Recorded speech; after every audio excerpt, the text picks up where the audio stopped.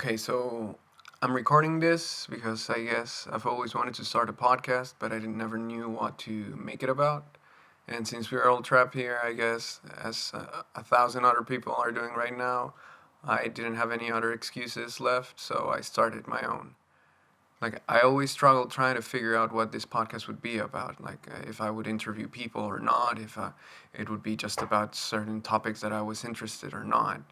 But I figured out that the one thing I wanted to tell was my own perspective.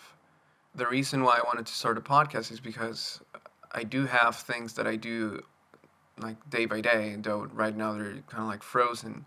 I'm a writer, and I like to basically push my entire creative aspect through that channel, through that medium. But I guess nowadays that's not enough. I think one of the things that have happened, especially with the circumstances that we're going through right now, is the realization that we can always do more, and not as an imperative that we should be like using as a way to punish ourselves or submitting ourselves into like doing more and more just for the sake of it. But this, I guess, innate call to actually uh, listen to ourselves, to listen to ourselves, and to stop, I guess, hiding. And that leads me to the subject that I wanted to talk about today, which is shame and how it plays a significant role in everybody's lives. So when I was younger, I was never a self-conscious person. I never thought about what people were doing or what people were thinking about me. And though at that time I couldn't tell, basically I was free of the the external judgment of others and the internal judgment that came because of it. If you understand that they're kind of related, then you don't have an inner speaker that is going against you, because there's nothing to inform that voice. But as years went on, and I guess if this goes on, I'll explain a little bit more about my own path as a person. I started to understand that that inner voice starts to appear more and more as you get older, and that it's not only the judgments of other people that start to take a toll on you, but this inner voice starts to appear regardless of other people's opinions or not. And that starts to freeze you, and it starts to make you, I guess, stop being creative or producing the things that you want to produce. It's almost as if they can only live in your head. And I guess the only word to call that is shame.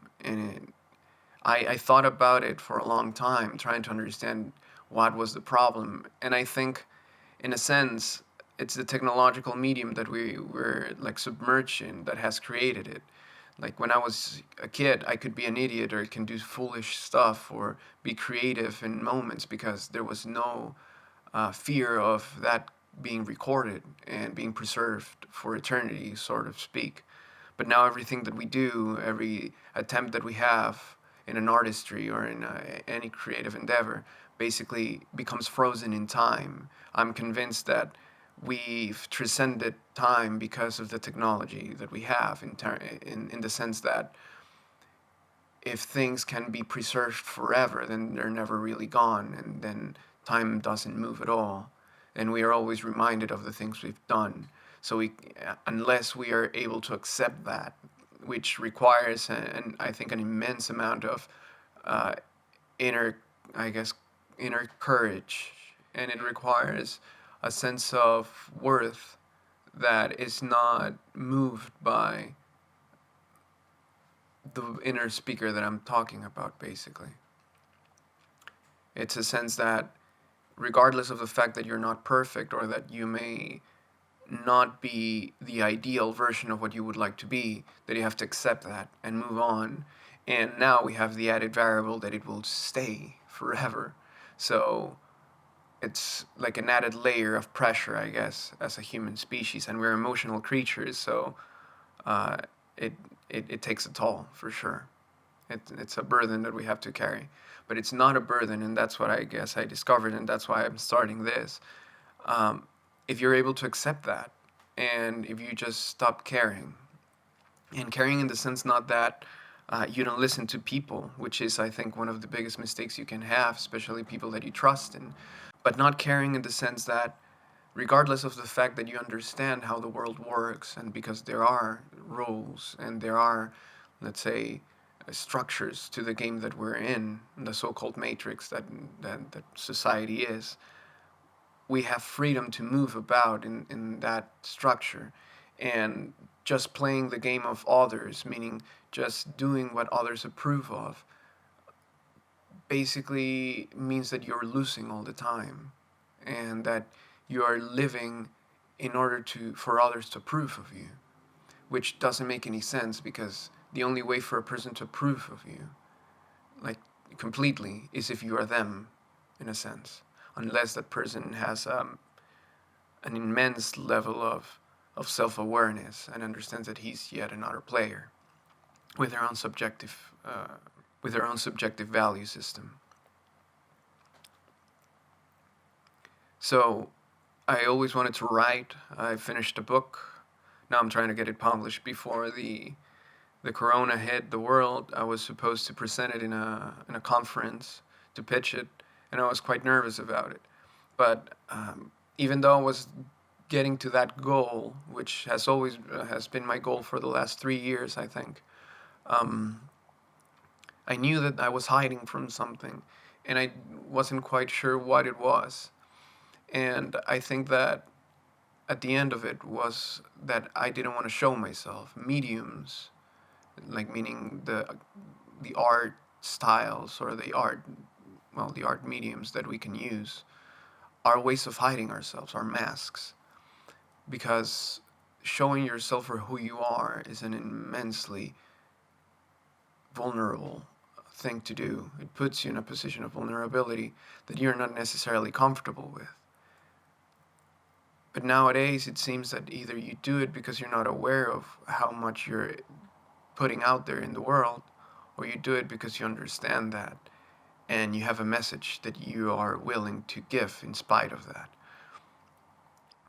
And for me, it's always been about how lonely human beings feel, how disconnected we are. Even though we have all of this technology between us, uh, there's an invisible wall that it's not physical in any sense of the word, but it's this fear of showing ourselves for who we really are. And it comes from the idea that we won't be accepted. And it's as simple as that. We've heard that message 1,000 times before, but it's almost as if we don't listen to it, or we don't believe it's going to happen to us. And I have friends that strive in life because they understand that and they don't feel uncomfortable with that idea. But there's people that are immensely creative and have huge souls, but they crumble under the pressure of showing themselves. And it's not because they're lacking something in their personality, because it's more about adapting to a new environment. And though we don't understand technology as an environment, it is an environment. So I'm doing this as, I guess, as a personal test to see if anybody feels like that, and if anybody wants to explore that. I talk about everything. Everybody that knows me, I like anything and everything. And I'm self-aware, and to the point that I know that I know nothing, though it's a cliche to say it. But I like to explore the world, and I like to explore its ideas. That's why I write. And there's a reason for the style of writing that I have. I've always loved for people to fall in love with a character and go with their adventures, uh, and be a silent companion to them and learn what they learn. But this is different, I guess. For me, it's about showing everything and putting out there everything that I know as a human being, or asking the questions that I ask myself. Because I'm tired as a person of not seeing that, of not seeing somebody that says, hey, I don't know what the fuck is going on, or this is what I know. to the extent of my limited abilities. I'm not an expert in anything. And I think that's pretty much the biggest percentage of us. There's geniuses out there that I listen to or that I read about or read their books, but that's not the majority of us. And I always thought that I had to be one of those people in order to give a message, but that's not about it's not about that anymore. It's about bridges and connecting people. So I'm creating this as a beacon, I guess, to just explore the things that I like to talk about and to show myself for who I am, which I think it's a pretty fucking weird thing to do, but fuck it. So I'll be doing this more often. That's it. See you next time.